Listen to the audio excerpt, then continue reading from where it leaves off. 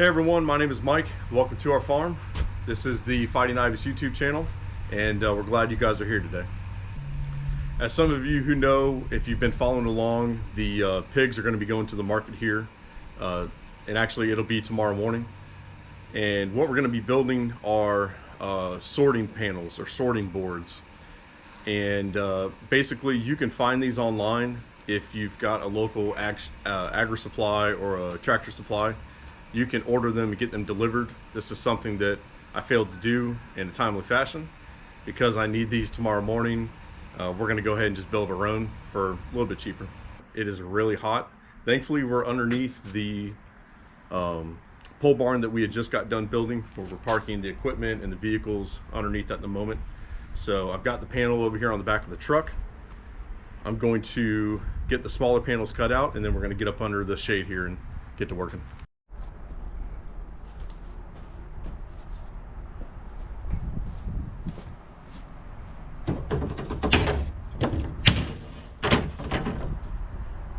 The plywood we're using is 15/32 thickness, and you can go a little bit thicker if you want. Just remember the thickness of the board, and then also the dimensions of the board are going to add weight. If it is these boards are going to be something you're going to be constantly using and walking around with, you don't want to be extremely heavy. So the other thing we're going to do, once we get the individual panels cut out, we're going to round or trim the corners, and then also we're going to cut handles inside here. So dimensions we're going to be working with on this are going to be 32 inches tall, and then we're going to have it 36 inches wide. And I'll have to figure out exactly ergonomically where my hands would go, where they feel comfortable, and then that's where we'll put them. So let me get this thing marked up and we'll get going.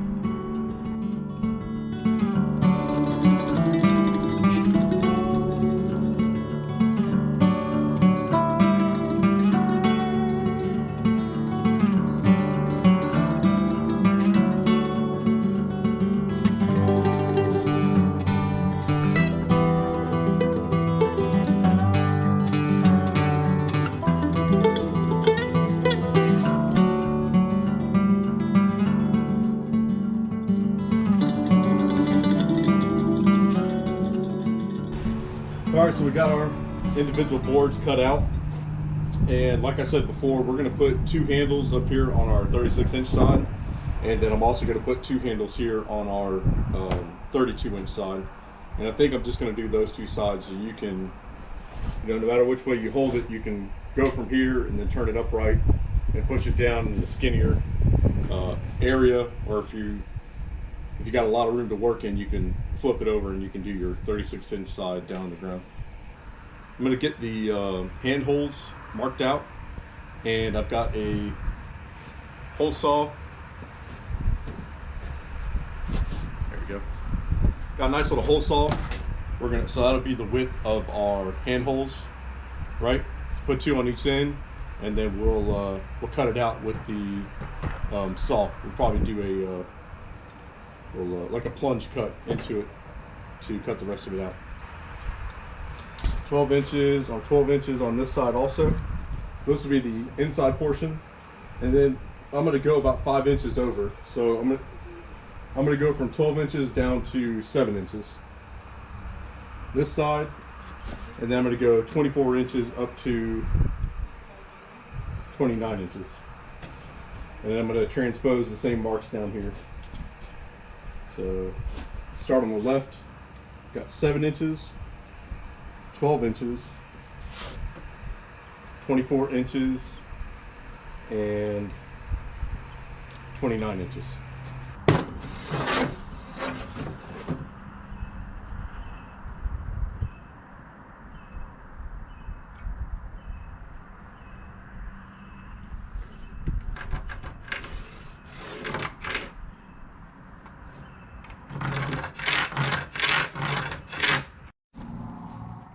Here's a close-up here. There's our center hole mark, and then the width that we measured. So your hand should have plenty of room once we do a plunge cut and knock this out in between the two holes we made. You should have plenty of room here in this little handle. So we'll get these other two holes made, and I'll see you back when we're ready to cut them out. All right, so we got every single hole knocked out of here that we need, and I've got all of my plunge cut lines all made up, so those are perfect. I'm going to go ahead and cut those out so we can get our handles, and then after that I guess we can work on these corners.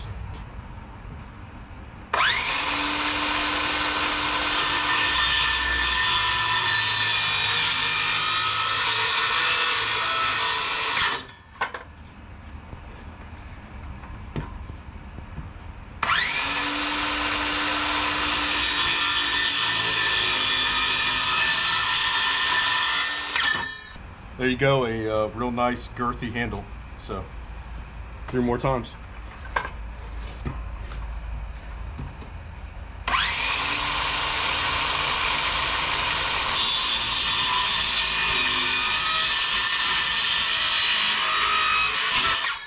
There you go.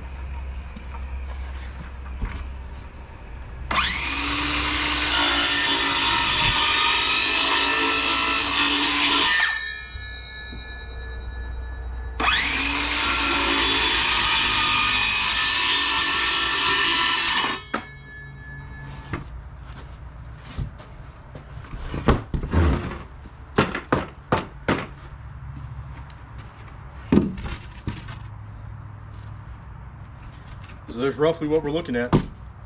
There's your 36-inch side, right? Or 36 on the ground, 32 up. Here's your 32-inch side. So 36 tall, 32 wide. If you had a real shallow lane, and you can just kind of set that board there and put your foot behind it, or even do that if you had to, if they were pushing hard, and get your leg behind it. As they push in on this side, you'll be able to stop there. You've just widened your whole area out to counteract whatever it is that they're trying to do.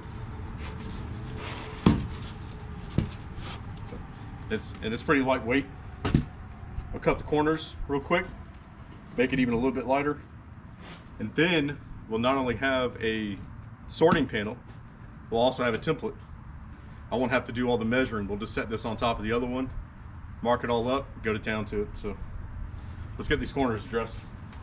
So you know, we've got a squared off corner here at the moment, and I've taken a cap and just laid it down on there to get my rounded shape. All I've got is a skill saw. I've got a sawzall too, but we just practiced it on the other corner, and I know I can do it for the rest of them. So I'm gonna just do like a miter cut across to get as much material off, and then I'll round that edge into a circle, or into a rounded edge. So Chrissy, come on over here and get a look at it so they can see we're not cutting off a whole bunch here. Right.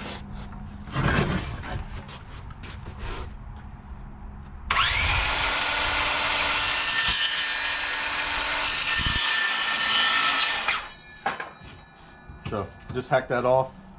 All that material's gone. I'm going to follow that line now.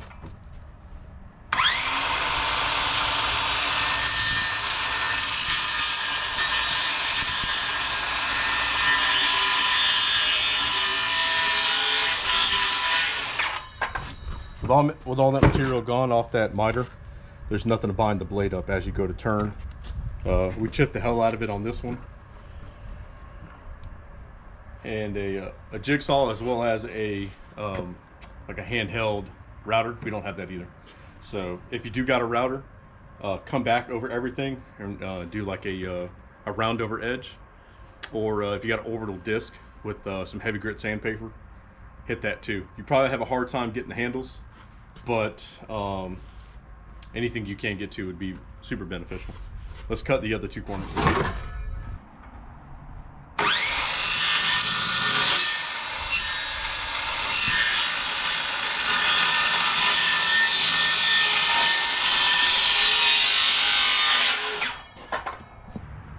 Something were to happen and we gotta put it over there, that corner's not going to get jammed in anything or hurt any of the pigs or the hooves or anything like that.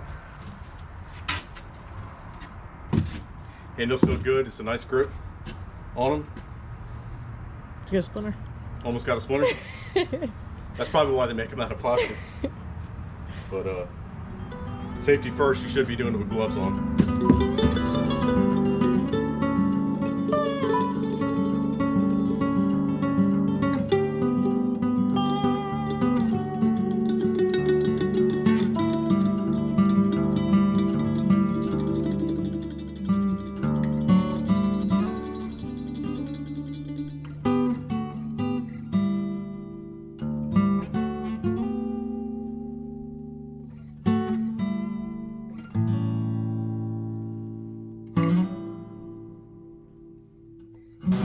Chrissy felt motivated, grabbed the orbital sander. She's over there rocking the hell out of the wood, trying to get our splinters pre-taken care of before we find them.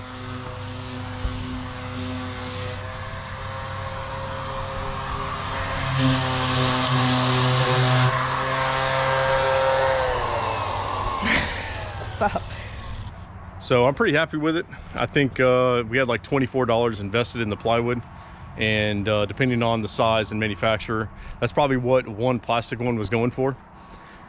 I can't promise we're gonna hold on to these things forever, but they're gonna last as long as they do, and we'll probably replace them once their time's expired. But again, yeah, very excited to have them tomorrow, because I got a feeling with 4 pigs we're definitely gonna need them. All right, before I let you guys go, I want to give myself a shameless plug on our farm t-shirts here. Merchandise, the only merchandise that we have. This is our t-shirt in black. It's got our little logo here on the front, and then a support your local farmer with our pig pecan on the back. So if you want to help us out, if you can't purchase any meat from us, or maybe you just live out of town and it's just not easy for you guys, feel free to go to the link down below, which will take you to our Square store. That's where we have all our merchandise. We've got women's v-necks, we've got men's tees just like this one, and we also carry a very small line of kids t-shirts. Put your order in. Once we get about 16, we'll give those to the local company who screen prints all of them for us, and we'll get them shipped out to you as soon as we get them in our hands. Any little bit counts. We don't make a whole bunch of money on them, but if you want to show support to the channel, if you want to support the cause, this is a really simple way you can do it.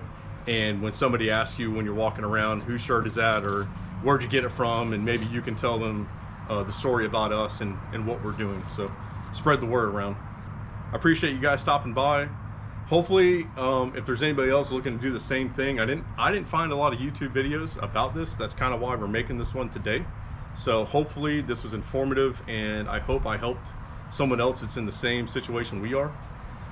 Being a DIYer can really save you money as long as you can put the sweat equity into it. And yeah, I really hope somebody got something good out of it. So appreciate my wife for giving me a hand, and we'll catch you guys on the next one. If you're not a subscriber yet, please do so.